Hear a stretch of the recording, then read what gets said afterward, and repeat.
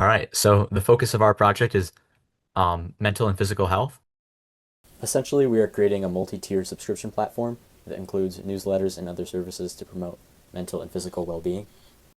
mood into move, micro routines, and product to help support college students. Essentially, we're um, addressing mental health needs amongst young adults, but barriers like cost and limited availability prevent a lot of people from getting the help that they need and making access and really allowing people to identify the problem. We got Charlie Razor, Lacey. Lacey. Yep.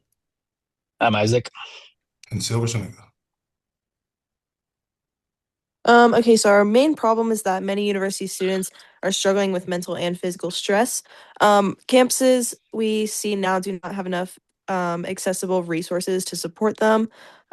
So we just kind of want to figure out a way that we can try and help those in need. We will solve this by, as Lacey just said, we want to improve the access for mental health for younger adults. We want to combine education, community support, and just proactive resources. That includes helpful newsletters or an in-person event that can teach students what is normal stress versus when it's time to actually get help. And we just want to build a knowledge-based network that can help support and create easy options to understand and how easy it can be to access.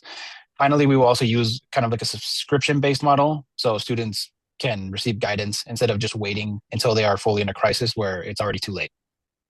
Our customers will be from the ages 18 to 27 with post-grad graduates about 1 or 2 years out. The service level that we're going to use with our subscription is going to be a bronze tier, silver tier, and a gold tier. So for demographics, our target demographic is college and postgraduate students, 18 to 27, who, like we said, often struggle with stress, being overwhelmed, emotionally drained. Many of students feel like their school's mental health resources are hard to access, either too medical or just don't personally fit their needs. Students are looking for easy, supportive ways to learn how to manage mental and physical health. And we just want the students to understand that feelings are normal, but also to get help before things become way too overwhelming and then turn into something that is not normal. Our target psychographics are specifically college students, younger ones at that, who value their mental health but cannot maintain it consistently.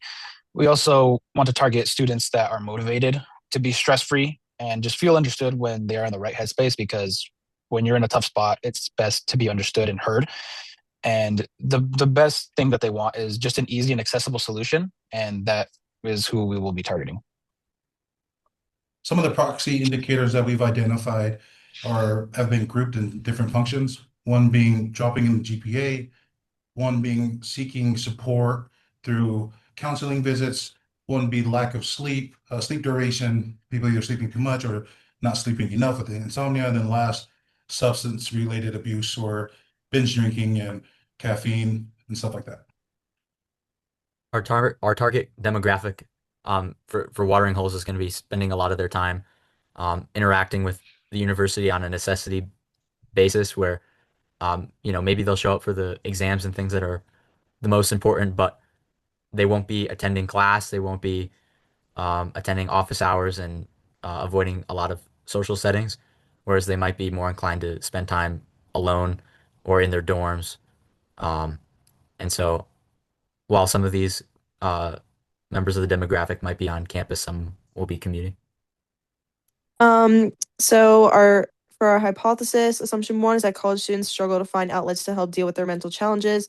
Assumption two, college students are willing to become more involved in activities with others experiencing same mental challenges. College students are willing to spend on a monthly subscription, and that college students prefer quick tips, newsletters, and other smaller materials rather than larger ones, and that we as University of Utah students have a good insight and capacity to help our fellow students. Some of the interview questions that we collected: when you're having a rough mental health week, what do you do to help cope with that? If there were peer events for students dealing with the same challenges as you, would you attend? Have people given you methods or outlets to help deal with your mental health? What supports do you wish existed on campus? What currently does? What makes it hard to prioritize your mental health? which negative tendency would you want most to help with while in a mental or physical rut? And then by what means would you be convinced to address your struggles?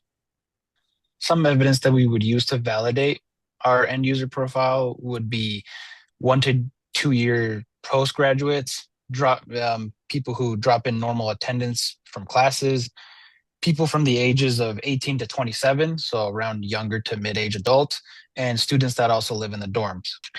Staying mentally strong throughout the semester becomes more of a challenge with staying motivated. They also feel a lack of understanding of resources that are available. And there's also a lot of distractions.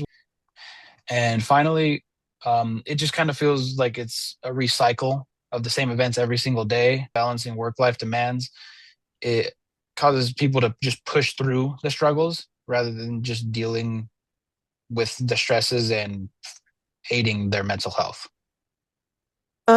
So how will we validate end user by the end of semester? We kind of have limited information right now, which is why we want to kind of do a survey at the end to understand kind of more about the ages that were more targeted than other ages. And yeah. And we'll invalidate that by seeing how the students react through feedback and surveys.